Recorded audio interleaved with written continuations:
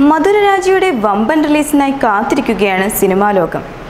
ലൂസിഫറിനെ മധുരരാജ കടത്തിവെട്ടുമോ എന്നുള്ള കാത്തിരിപ്പിലാണ് ആളുകൾ. 9 വർഷങ്ങൾക്കു ശേഷമാണ് മധുരരാജ എത്തുന്നത്, പോക്കിരി രാജയുടെ രണ്ടാം ഭാഗമായി.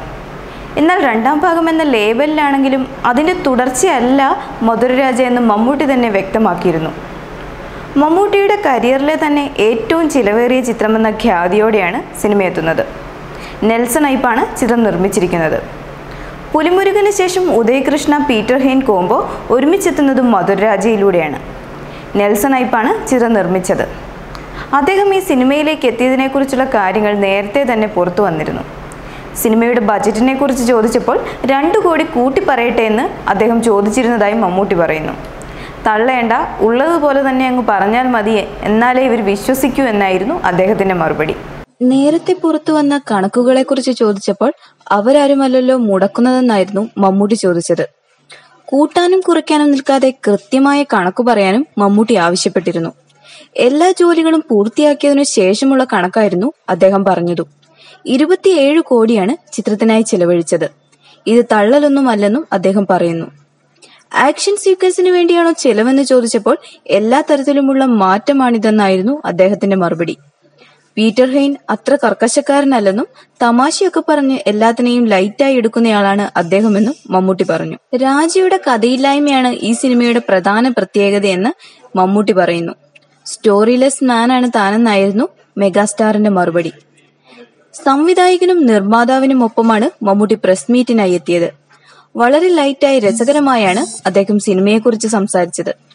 മധുരരാജയ്ക്കിടയിലെ രസകരമായ സംഭവങ്ങളെക്കുറിച്ചൊക്കെ അദ്ദേഹം വിവരിച്ചിരുന്നു. പണ്ടു മുതൽ തന്നെ താൻ രാജൻ കഥാപാത്രമായിട്ടുണ്ടെന്ന് അദ്ദേഹം പറയുന്നു.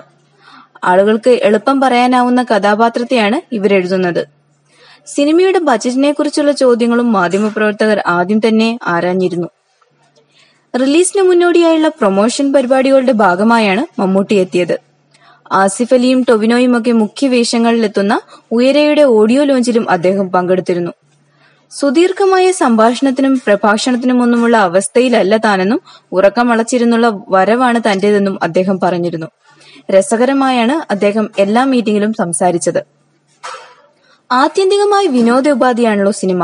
നേരത്തെ കണ്ട സിനിമയുടെ രണ്ടാം ഭാഗം അല്ലെങ്കിൽ കൂടിയും ആ കഥാപാത്രങ്ങളുള്ള സിനിമയാണിത്. അതിഭാവുകത്വം നിറഞ്ഞ, അധികം ലോജിക്കൊന്നുമില്ലാത്തയാളാണ് രാജ. സിനിമയുടെ കഥയെക്കുറിച്ച് അധികം പറയാൻ പറ്റാത്ത അവസ്ഥയാണ്. വളരെ ലൈറ്റായി പ്രേക്ഷകരെ രസിപ്പിക്കുന്ന തരത്തിലുള്ള കാര്യങ്ങളെല്ലാം ഈ സിനിമയിലുണ്ട്. വിശദമായി സിനിമയെക്കുറിച്ചും കഥയെക്കുറിച്ചുമൊക്കെ ഉദയകൃഷ്ണ പറയുമെന്നായിരുന്നു മമ്മൂട്ടിയുടെ ഡയലോഗ്.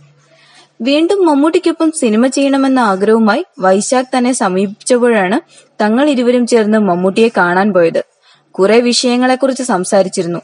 മമ്മൂട്ടിയാണ് രാജയെക്കുറിച്ച് സൂചിപ്പിച്ചത്. പിന്നീട് ഈ വിഷയം ഉറപ്പിക്കുകയായിരുന്നു. മമ്മൂട്ടി ഒന്നുകൂടെ സുന്ദരനായെന്നും വളരെ മനോഹരമായി അത് ചെയ്തുവെന്നും അദ്ദേഹം പറയുന്നു. കഥാപരിസരങ്ങൾക്കും മാറ്റം വന്നിട്ടുണ്ട്. രാജയ്ക്ക് ഉൾക്കൊള്ളാവുന്ന തരത്തിൽ മാറ്റങ്ങളുണ്ട്. സ്വാഭാവിക പരിണാമങ്ങളാണ് ഉണ്ടായിട്ടുള്ളത്. അസ്വാഭാവികത തോന്നാനും മാത്രമുള്ള കാര്യങ്ങളൊന്നുമില്ല. ഏപ്രിൽ 12-നാണ് മധുരരാജ തിയേറ്ററുകളിലെത്തുന്നത്. You're watching me on metromatney.com. metromatney.com. Subscribe for more videos. Subscribe for more videos. Subscribe here for more videos. Subscribe now. Thank you.